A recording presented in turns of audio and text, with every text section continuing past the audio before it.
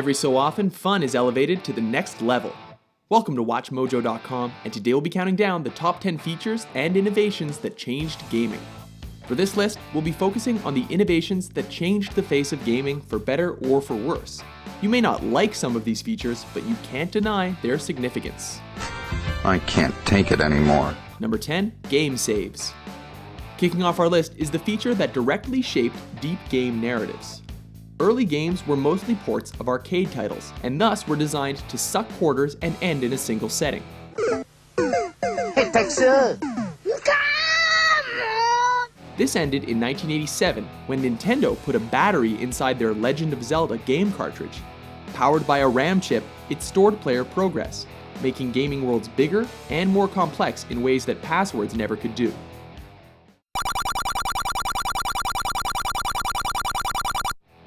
Number 9, touchscreen. This innovation was planned for Sega's never-released successor to the Game Gear, but shelved due to the high cost of the technology in the early 90s.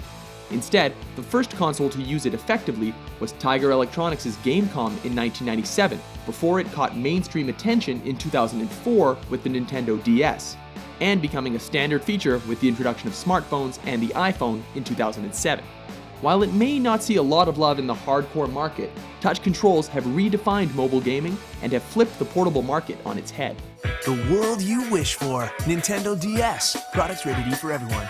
Number 8, motion controls. While hardcore purists may look down on motion controls as a gimmick, and they're partially right, when used correctly, they push the envelope of creative game design to new and exciting places.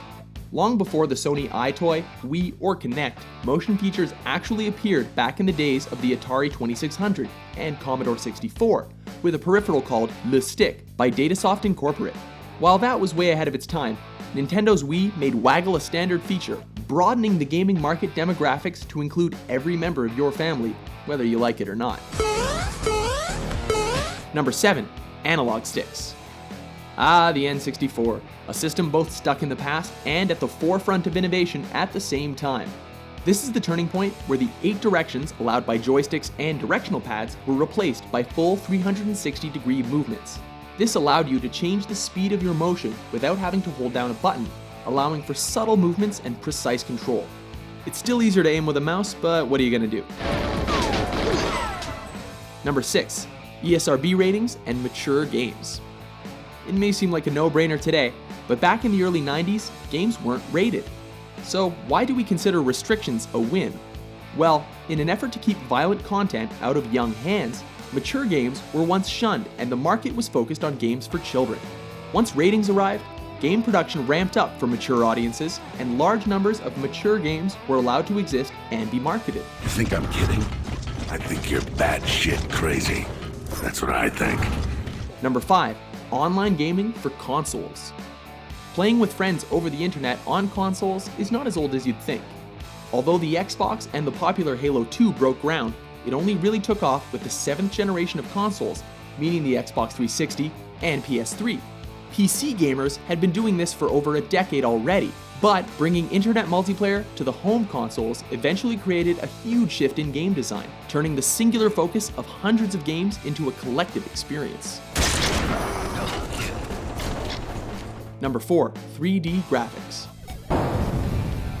There's nothing like crisp 2D, but it was the introduction of 3D space, beginning with simple polygons in titles such as Tempest and Battlezone, that really pushed the boundaries.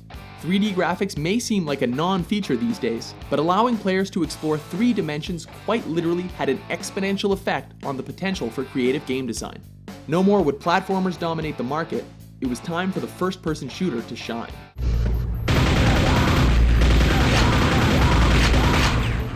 Number 3, portable gaming and smartphones. Nintendo's Game Boy brought portable gaming to the masses, even if it didn't have color.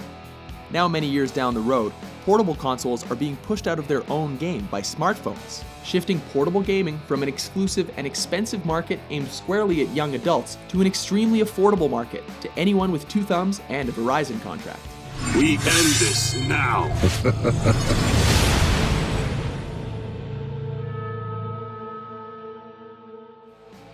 Number 2, home consoles and interchangeable media. So you may not like touchscreens, Wiimotes, or iPhone games, but we bet you love your home console. Way back when, arcades were the only place to play.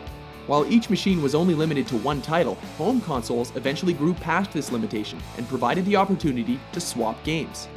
Having to buy the console and game meant there was no reason for games to remain punishingly difficult quarter suckers, so games became longer and more complex, developing into greater experiences rather than thinly veiled business models.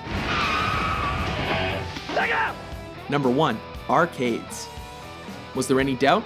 While arcades have all but disappeared in North America, these are the places where much of the love of gaming was formed, and gaming as a whole found acceptance since their debut in 1970.